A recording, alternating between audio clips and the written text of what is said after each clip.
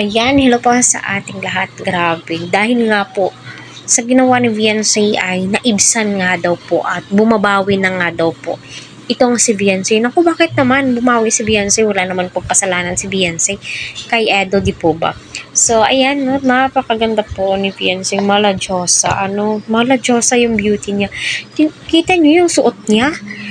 No, bagay na bagay sa kanya, 'di ba? Ternong-terno kay Kalingap Edu at nagpasalamat po sila no sa mga nag-sponsor nga po. So deserve na deserve naman po ni VNC kung ano man po yung mga natatamasa po nilang blessings, ano man po yung ibinibigay po sa kanya ng kanyang mga sponsors. Kaya patuloy po natin suportahan sila Kalingap Rab, Kuya Val, at ang buong team. Huwag po natin skip ang kanilang ads para sa ganun ay marami pa pong kababayan po natin ang kanilang malingap. Yung grabe no, napaka-meaningful po napaka-meaningful ng mga titigan nilang dalawa. Yung tipong ma-attach ka po sa kanila, yung tipong masasabi mo, sila na ba? Baka nagkukunwari lang sila, baka sila na sinisikreto lang nila.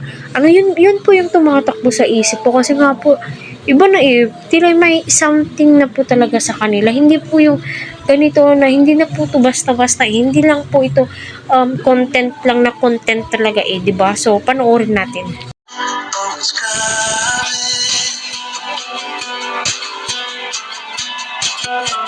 So, ayun nga po, natunghayan naman po natin kung ano yung ginawa ni VNC. Sa totoo lang, although hindi naman po ako galit kay VNC kasi wala naman po siyang ginawa, na ikakasama ng loob ko, di ba? So, 100% at legit, na may something na po sa kanilang dalawa. Hindi lang po to basta content at vlog kasi yung mga sinasabi ni Eds is may laman na po talaga.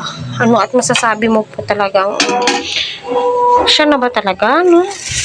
So, ika nga nila, panahon na lamang po yung puhusga at magdidikta, di ba?